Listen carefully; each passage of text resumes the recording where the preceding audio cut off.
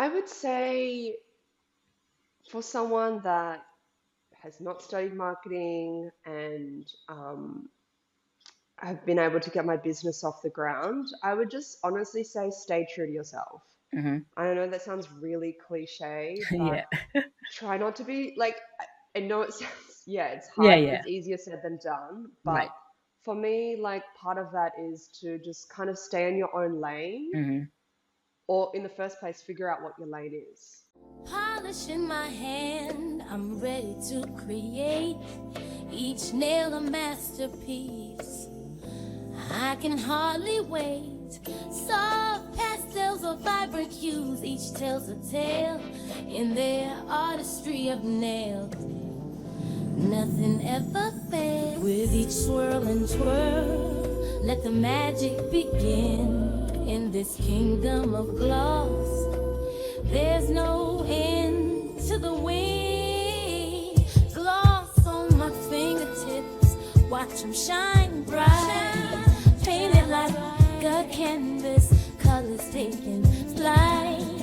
Feeling fierce and fabulous, I'm ready to ignite. Slaying the nail game every single night.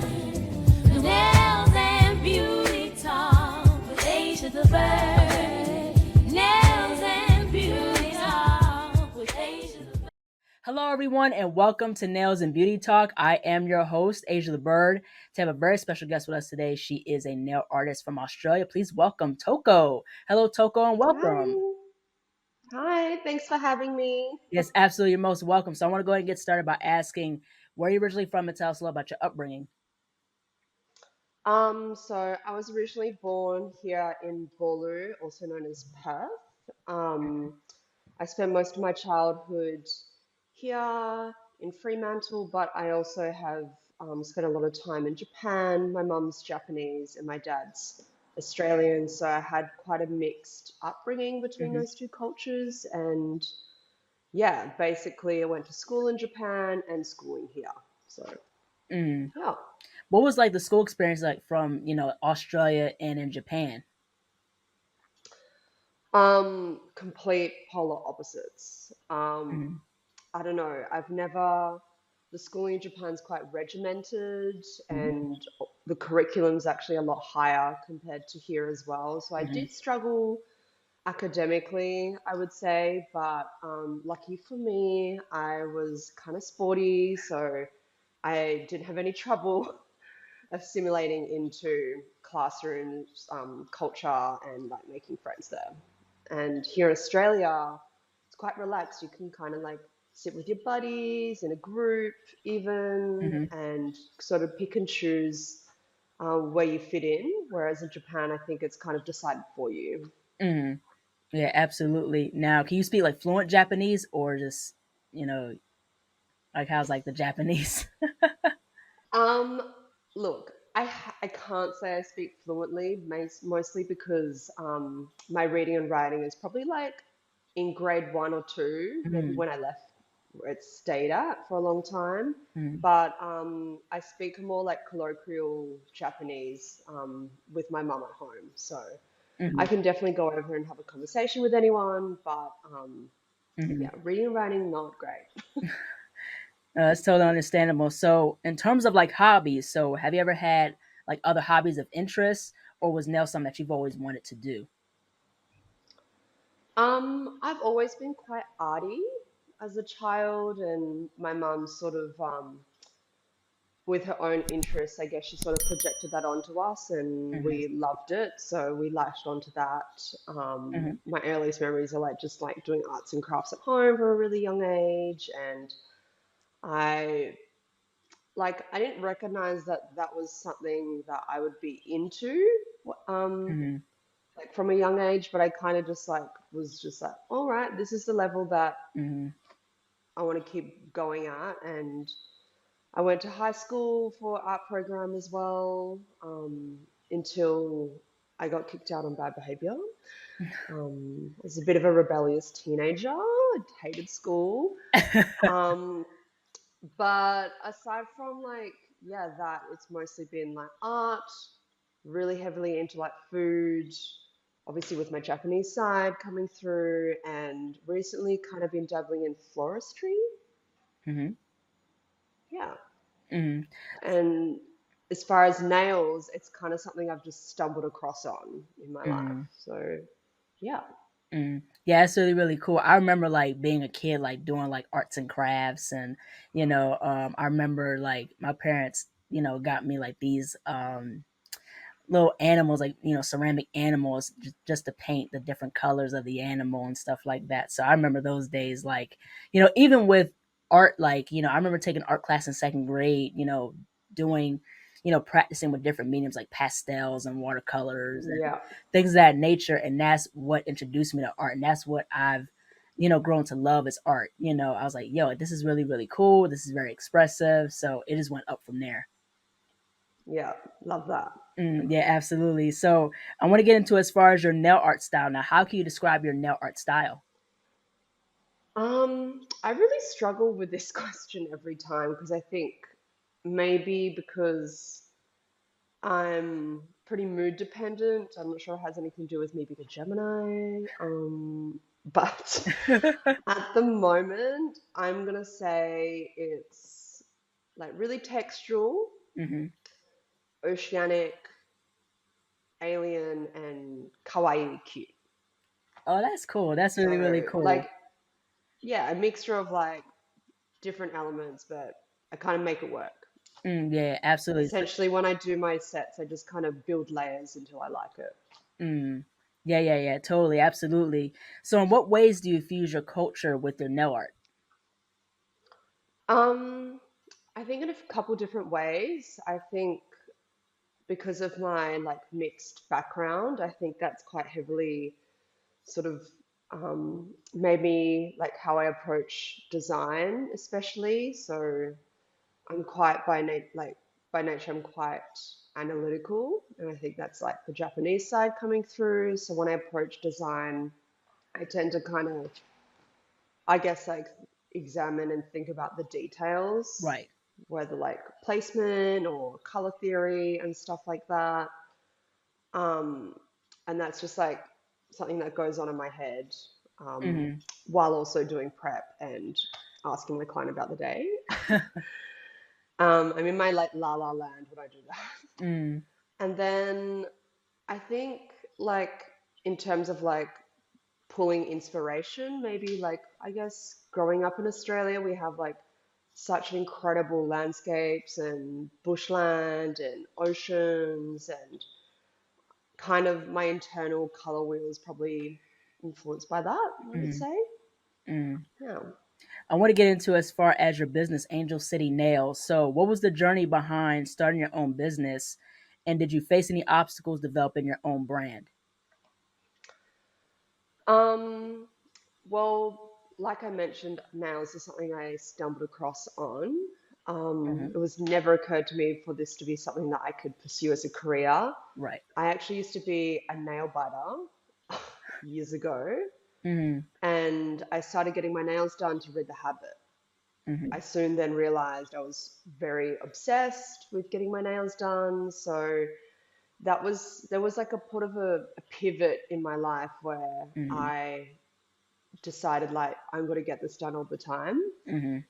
And I was also before this I was working in hospitality. Hmm. So I worked in hospitality for gosh, 10, 12 years at this point, Hmm. and kind of had a bit of a moment where I was like, this is not something a industry I want to continue to work in. So I Hmm. decided to take a step back, managing venues and things like that, and just literally was just a waitress and try to focus on reconnecting myself with how I feel, what I Right. want to do in life. And it was in that moment of when I was getting my nails done, I thought maybe this is something I can do because I think Right. I allowed myself to be in that space of openness and trying to figure things out. Hmm.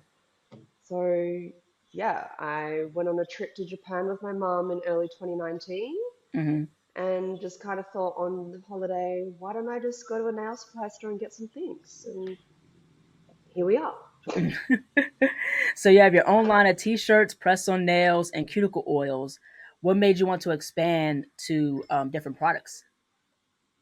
Um, I would say like I guess mostly because I as soon as I get an idea, whether it's a product or color scheme or something, I really just need to get it done is part of my I guess I guess that's kind of a theme in my life. Like Mm-hmm. as soon as I get an idea, like I'm gonna do nails, whether or not I know how to do it or my approach, I just want to get things done and I kind of don't stop until I do. But Right.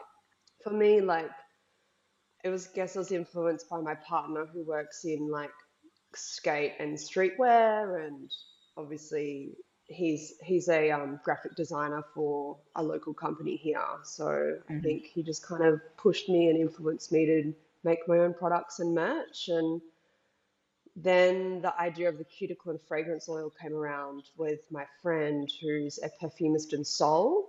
Mm-hmm.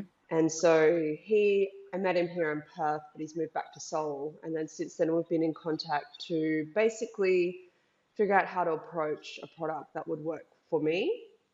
And a dual fragrance and cuticle oil was what we landed on. Mm. Yeah. Yeah, that's really, really cool. So, what is the nail education system like in terms of Australia? In Australia, this it's not actually regulated like the States. Mm-hmm. There are different avenues of how you can get into the industry. Obviously, you can get a Cert 3 certificate by going to TAFE, which is what we call here. TAFE is sort of like um, government sort of regulated college, but it's not a university. And or you could just take industry accredited courses. So aside from that, there's not really much else in terms of like furthering your education to specify in certain things like nail art or dry manicure, Russian manicure services. But because there is no sort of specific across the board accreditation, the services do vary here. So for me personally, I kind of seeked out my own interests and curated my educational courses around what I thought was necessary and what I had interest in. Mm-hmm. Yeah. Mm. So yeah, it's very, very interesting because with here in the states, you have to acquire a certain amount of hours before getting your Yes. license. You take the theory, which is like the knowledge base. You take the practical, which is like the physical, and things like that. So like I'm a licensed cosmetologist. So for where I live in Maryland, in America, it's 1,500 hours. So with Yeah. as with a nail tech is much less. It's 250 in Maryland. So it's very interesting how with different parts of the world is not regulated, or there isn't like laws or regulations in place or a program in place No. for Yeah. no education and things of that nature. Yeah. Basically here, like I know like in the States you get licensed to the state that you want to work in. Right. Here, I didn't go to TAFE because the Cert 3 certificate is actually across the board beauty certificate. So you do makeup, waxing, nails, like manicures and pedicures. Mm-hmm. I think maybe they touch on a little bit of like hair practices, but aside from that, like it's not focused to nails. Right. And for me personally, after doing some research, I just kind of figured that's not their primary focus. So why should I make it my Mm. um, accreditation? So I just kind of did the industry recognized courses. Right. And at the time when I was starting out my career in education, it was sort of the midst of COVID. So Mm-hmm. a lot of the opportunities I lacked in terms of like in-person courses. So I managed to do some really good ones online, and everything else I've managed to just be self-taught. Yeah, absolutely. Because one thing that's very interesting, I interviewed this couple. They own this business called Top Coat. Their name is Timmy and Viona. They're a married couple. They own their own salon business, nail salon business in Indonesia. And they even said like there's no education in Indonesia. They have to go to Japan to get the education. So Yeah. it's very, very interesting with that as well, where some people have to go to another country, to get educated as far as the nail industry. So I think Yeah. that definitely with the nail industry on a global scale, there has to be, regulation in place. Japan's actually quite strict as well Yeah. in terms of like your accreditation. And even when I went recently last year in July to shop at a nail supply store, in order to get a discount, I had to send a picture of my passport, all nail Hmm. accreditations, which then were approved, and then I had to specify which store I was going to, Right. which day, and what time Hmm. in order to gain access to, I think it was a 15% discount. Wow. And then, yeah, so it's a very different landscape there as well. Wow, that's crazy. That's very, very interesting though. But also too, let me ask this question. So as far as access to like nail products, like do you, is there like beauty and nail supply stores in Australia? There definitely is. There's a couple Australian brands that are based local to where I am and also over east. Hmm. And then there's also some distribution companies that have an umbrella business name that supply Japanese or South Korean nail products. So Hmm. that's kind of where I do get most of my stock and products from. Hmm. I'm affiliate with Luna Beauty, which is based in Melbourne on the East Coast, and Hmm. she gets a lot of her supplies from South Korea Hmm. and has started to get some from Japan.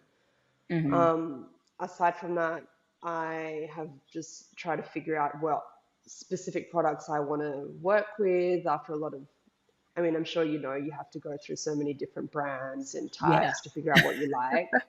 Just still a never-ending story. Yeah, right, exactly. Um, yeah, but I think for me, because I can go to Japan and I speak the language, luckily I can also buy products there as well. So sort of depends on what you want to focus on, I guess. Yeah. Yeah, yeah, absolutely. Now, what has been your journey in regards to pricing your nail art and nail services? Like, did you find a hard time in terms of like pricing your nail art and nail services in the beginning? I did. I think a lot of people struggle with this because no one likes to talk about money, and especially during a insane cost of living crisis that's effective everywhere. Mm-hmm. Especially now, I think it's quite a big topic.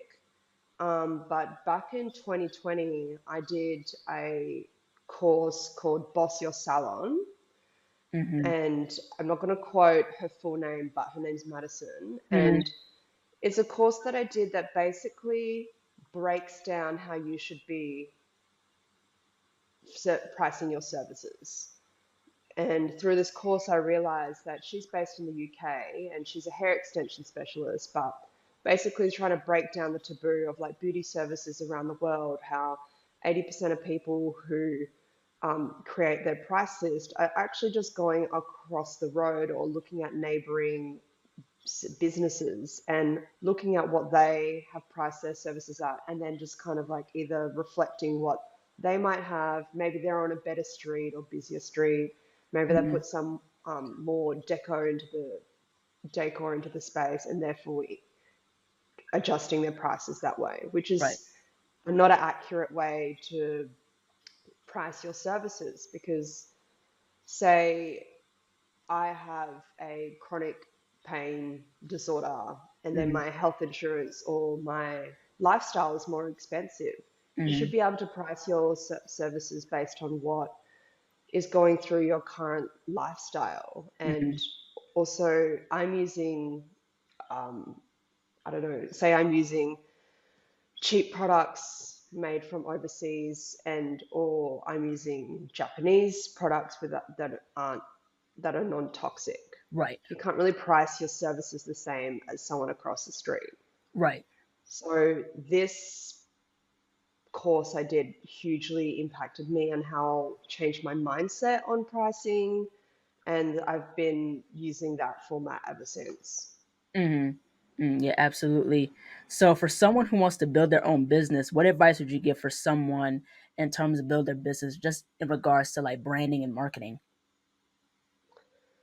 I would say for someone that has not studied marketing and have been able to get my business off the ground, I would just honestly say stay true to yourself. Hmm. I know that sounds really cliche, but Yeah, try not to be like, I know it sounds, yeah, it's yeah, hard, yeah. it's easier said than done, but Right.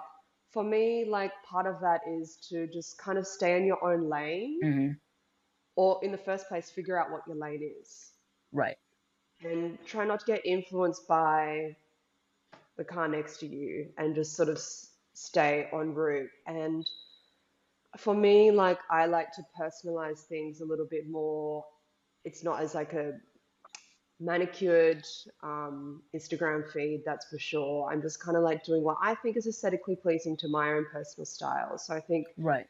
maybe it looks more like a personal Instagram account than a, say, professional one that you see out there. Hmm. But aside from that, I think just trying to find your own community. And that's been a very strong asset for me because I like can't be here where I am without that. And the love and support that I get from them has just been overwhelming and a successful little Angel City. Hmm.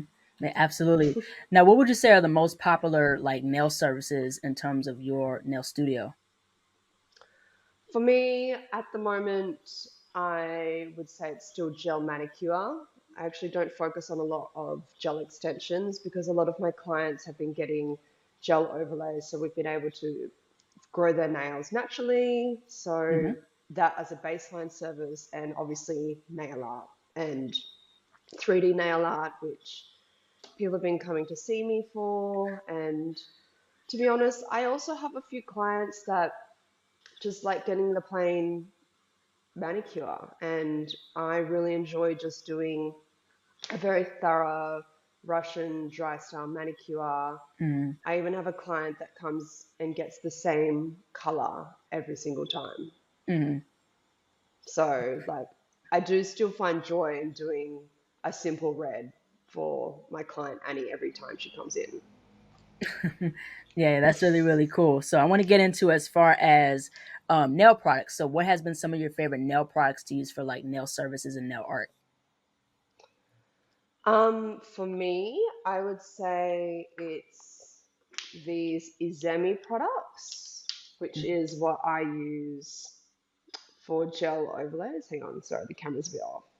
So Mm-hmm. these I use as a base, and Hmm. then this is a gel overlay. I've Hmm. been able to grow my own It's nails really really really cute. long with it. This is kind of like my ride or die now, forever, unless something else comes along. And I would also have to say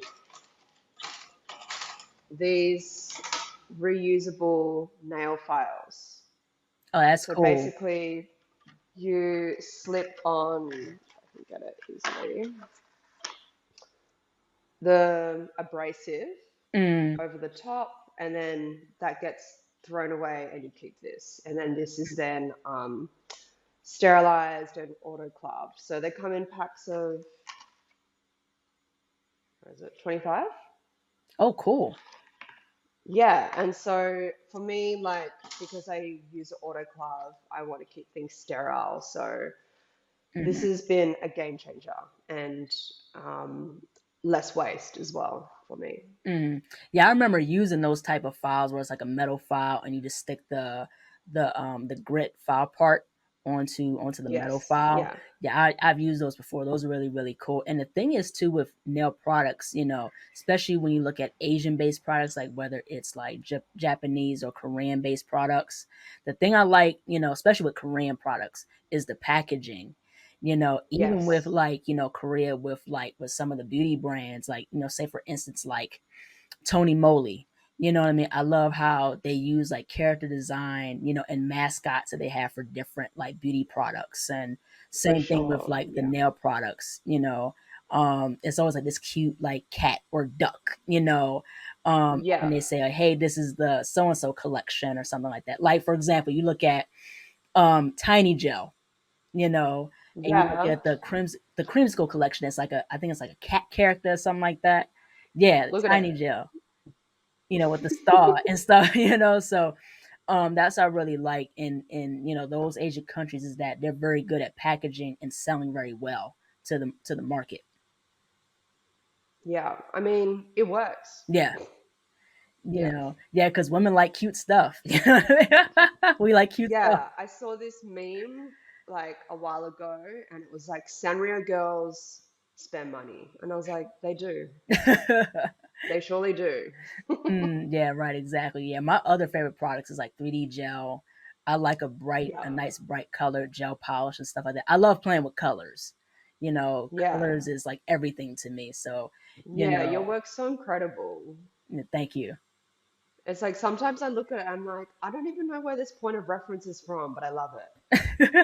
Like Yeah, it's really original. yeah, thank you so much. Like I like, going off the top of my head. So, I like being, Yeah. just creative and, just imaginative with my style. So, thank you. Yeah, it's awesome. Yeah, I love it. Yeah, thank you so much. I want to go ahead and push forward and talk about the nail industry. So, what are some things you like about the nail industry, and what are some things you think the nail industry could be improved on?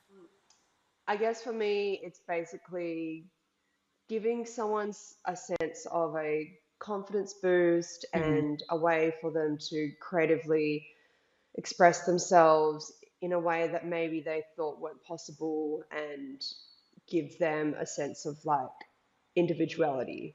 Right. Like that would be the absolute highlight for me because some of my clients are lawyers in family court Hmm. or, some work in like correction services trying to help people out there, Hmm. or are just killer moms going about their day, and they can look down and be like, wow, like I have this little thing on my fingernail and it's making me happy. Like that is absolutely really heartwarming for me, and I love doing it. And the conversation in the lead up to how we create designs specifically for my client is just like that's kind of like our safe space. And for them, like they love coming here and we can just chit chat. Hmm. Sometimes we don't even get to a design and we just like do whatever. It's not even about what they want. We just kind of make do with what we have time for because we've been gossiping the whole time. But I think with that, I guess it's an internal like escapism for me as well, day to day. Like I can just get lost in what they want to do, which is a Right. sense of like, I don't know, like some people love to go running. This is my sport. Mm, And then unfortunately some downsides would be for me personally, I think being Asian can be effective of that because of the stigma involved around Asian nail techs, and I live in a predominantly white country as well. So mhm. I think definitely it's not, I haven't experienced like too much, but I think for a lot of other people it is a big issue, and Mhm. not just here, obviously around the world as well. So again, that sense of like lower cost labor stigma attached to being Asian and working in the beauty industry is something that the Mhm. views need to change. Mhm. Mhm. Yeah. Now, in regards to your business, where do you see your business in the next 5 years? I would say I hope Angel City gets some more, like, I don't know, hopefully I'll have some more employees. I've recently expanded my business to like renting a chair. Oh, cool. So I think for me in the future, maybe it's time for me to educate more people in a way that I can change the scene here where Right. I live, and influence other people to change, like pivot their career. And it's not just a nails doesn't have to be a career that you have to stumble across on to love. It Right. can be an option, right? Right. And you can really make it worth your while if there's a lot of like mindset change around pricing, image, and how you want to push yourself forward as a business person. Like, Right. I think that could be something I want to explore. Mhm. And I still want to keep developing products. I'm working on a couple of things at the moment, a little bit top secret, but hopefully they'll be released into the big wide world soon. Oh, that's really, really cool. Now, how do you balance being a businesswoman and nail artist with mental health? I mean, for me, I'm not going to lie, it has been a struggle sometimes because if you're super self-reliant and independent, it can be hard Hmm. to ask for help. Hmm. I think is the bottom line because you're taught like, I guess to like just stand on your own, figure it out, and that kind of like process is very important, but it has some setbacks of not being able to reach out when you need it.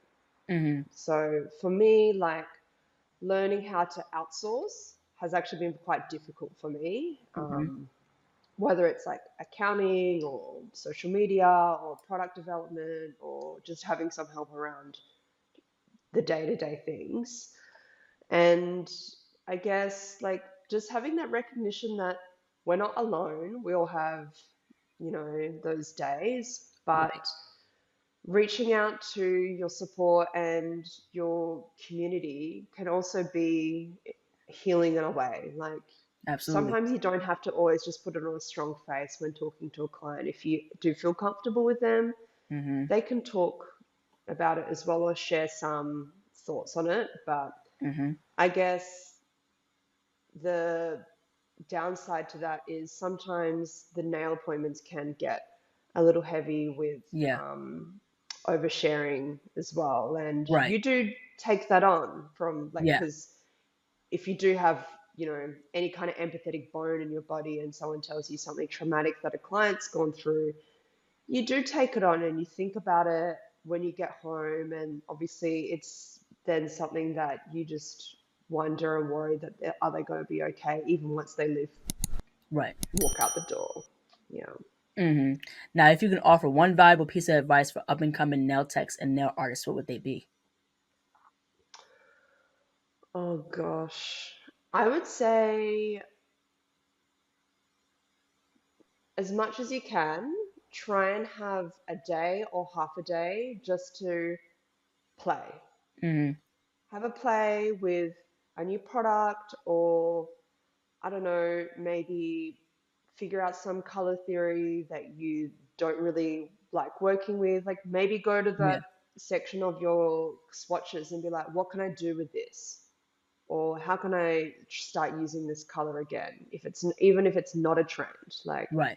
I like don't just use colors for the trend of it being like cherry red or ice milk milkshake tea or whatever that other color was called. Do you know the one I'm talking about? Yeah. I'm like, just try and figure out ways to like implement what you have and think about what you have instead of trying to buy more. Right. Hmm. Because the kit that you have is incredible. You don't need every single color. Right. Hmm. Yeah. So just have a play with what you have, I would say. Yeah, yeah, absolutely. Yeah, definitely experiment because I think with experimentation, you get to know and get to understand what you like and, what you don't like in terms of like creating nail art and stuff like that. And the thing is, the art of nails is your oyster. You can use anything. Definitely. So, definitely, I do agree. Experimentation is the way. Yeah.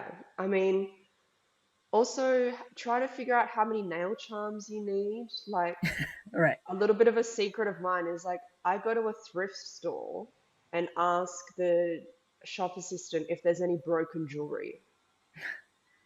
And then just using those unwanted pieces and trying to figure out if you can implement them into your everyday services, or maybe it's just a set for yourself. Right. Hmm. Yeah. Yeah, absolutely. Well, thank you so much, Toko, for jumping on. But last but not least, where can people find you on social media and how can people support you and your business? You can find me on Instagram at Angel City Nails, also on TikTok, Angel City Nails, and on my website, angelcitynails.productions. And a way to support me is to say hi on the socials. And if there's anything that you've been wanting to ask me, don't be shy. I'm not a scary lady. And like, I just want to continue to grow like and connect with people who love nail art and Mm-hmm. want to continue that community no matter where you are. I think Mm-hmm. that inspires me, and we can have a connection. And even if you just want to have a little laugh, that's also fine. Yeah, so really cool. Thank you so much, Toko, for jumping on. I love what you're doing as far as your work. Your work is absolutely cool. Keep doing what you're doing. In terms of your business. Thank you so much for sharing your story. I really enjoyed our conversation. So thank you so much again. My pleasure. Thank you so much, and I can't wait to see it when it comes out. Yes, take care. Absolutely. Take care.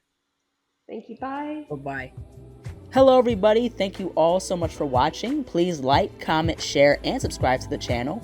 Be sure to click the bell for notifications. Also, follow me on my social media platforms and be on the lookout for more interviews to come very soon. Take care, stay healthy, and stay beautiful. Bye bye.